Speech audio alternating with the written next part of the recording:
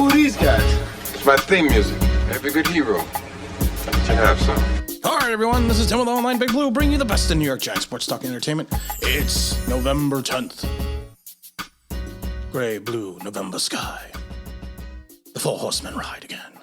Sorry, I don't know. I'm feeling nostalgic today. I want to talk about the New York Giants and the playoff picture. Let's relax, guys. What's that? Playoffs? Don't talk about it. Playoffs? You kidding me? Playoffs? I just hope we can win a game. That's the famous Jim Mora quote when he was with the Indianapolis Colts in the playoffs. All right, we got some housekeeping chores. Of course, Xavier Mckinney is the NFC player of the defensive player of the week. He well deserved with his 2 interceptions and is basically his game-winning touchdown. Graham Gano has also renegotiated part of his contract and given the Giants pretty much a little tiny bit more cap space, like $300-400 grand, by moving some money around. The cap space is going to get bad. Nobody wants to talk about it, so we're just not going to even talk about the cap space. The bye week, of course, is going to be slow, so we're probably going to do some Nick stuff coming up in the next couple days. Also, I will be on Bad Dogs channel Thursday, which is tomorrow, the 11th at 10 p.m., talking everything Giants, this, what's been going on this season. Want to talk about the playoffs.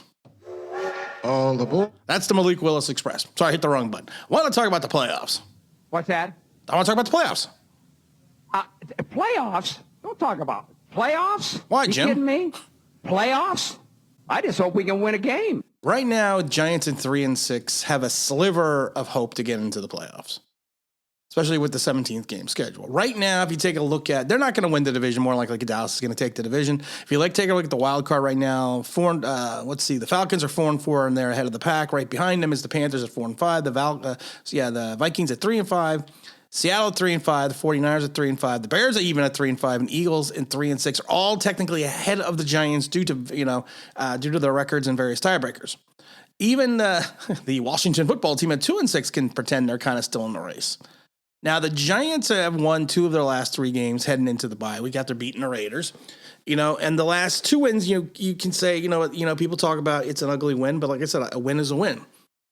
It doesn't, at the end of the day, as long as you're ahead by 1 point in the score, it does not matter what the score is or how you play it. It's just a win is a win, but there does need to be some realism and expectations. Now, if you want to look at the good things in reference to the Giants, 5 of the 8 games that they're going to be playing over the end of the season are with teams with losing records.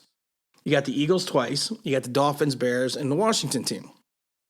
Now, I used to think that the Eagle games were going to be gimme games. I had projected those as wins for the Giants. I'm not gonna lie, but Philadelphia has played better than expectation. Jalen Hurts, for all of his issues and problems, in some ways has played better than Daniel Jones. Would I want him over Daniel Jones? No, I wouldn't want either one of them. But it is an issue and it is an opportunity that I thought these were going to be 2 gimme games, but I don't think they are going to be gimme games. So if you look at the Giants' overall schedule, you're at 3-6. You figure you're going to lose at Tampa. So that puts you at 3-7. I'm actually going to give them a win at home in Philadelphia. So that's 4-7.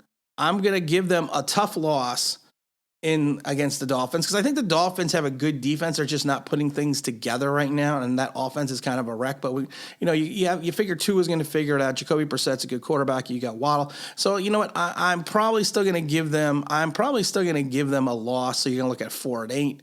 You got in San Diego, so you got back-to-back road games. You're going from the East Coast to the West Coast, so you're probably going to give them another loss. The Giants are still at 4 wins.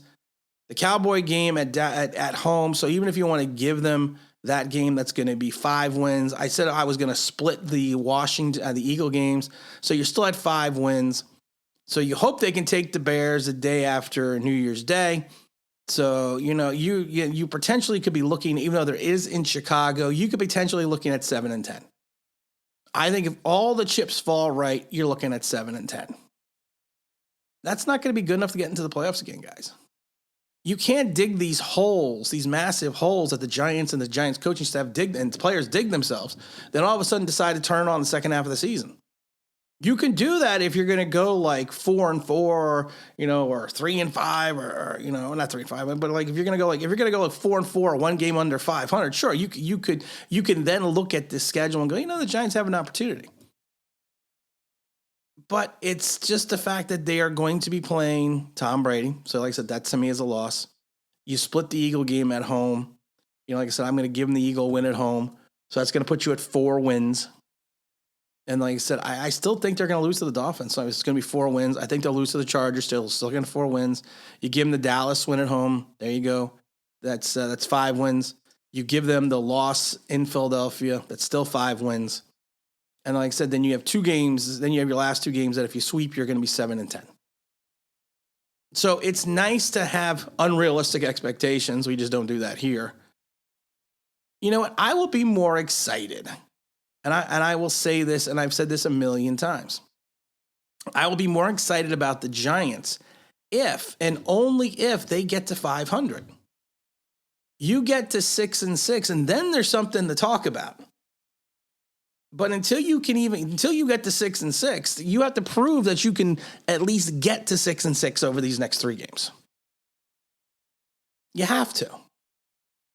Because anything beyond being 6-6, going into, the latter part of the schedule, the last 5 games of the schedule, it's not going to help you get into the playoffs. Unless there's a monumental collapse in the NFC East, which I don't see. You have to be realistic about these expectations. And I know realism isn't fun. Realism sucks. But, we're just talking about playoffs. And I keep hitting the wrong Malik Willis. I want to talk about Malik Willis a second.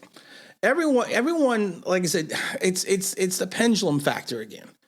Everyone gets so hyped up when Daniel Jones has one good game and then it swings around when he's got a bad game. The same thing with Malik Willis. Malik Willis is on a bad Liberty team. Yeah, he had 3 interceptions against Ole Miss, which I believe was ranked 16th in the nation. He was sacked 9 times. 9 times he was sacked because he's got no O-line. He's got no wide receivers. He's got no running backs. But still, he had to put up 14 points. It was going to score another touchdown. He threw that bad interception in the end zone. It wasn't a bad interception. He was flushed out of the pocket and he was just trying to get rid of the ball. He just didn't throw it deep enough. If anything, that shows me more of his wherewithal and his ability to work with no offensive line, no defensive help, and no skill players.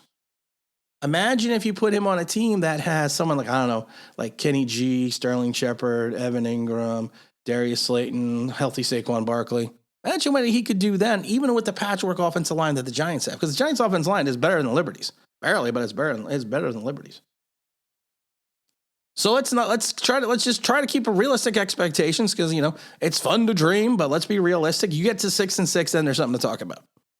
And then people are going to be like, when I get excited and they're 6-6, they're going to be like, oh, yeah, see that? You just jumping on the band. Like, no, I'm saying it right now. I'm saying it November 10th. You get 6-6, then I'll get excited about talking about playoffs. Until then, it's a pipe dream. We started the season going into the bye 3-6. It doesn't help us any.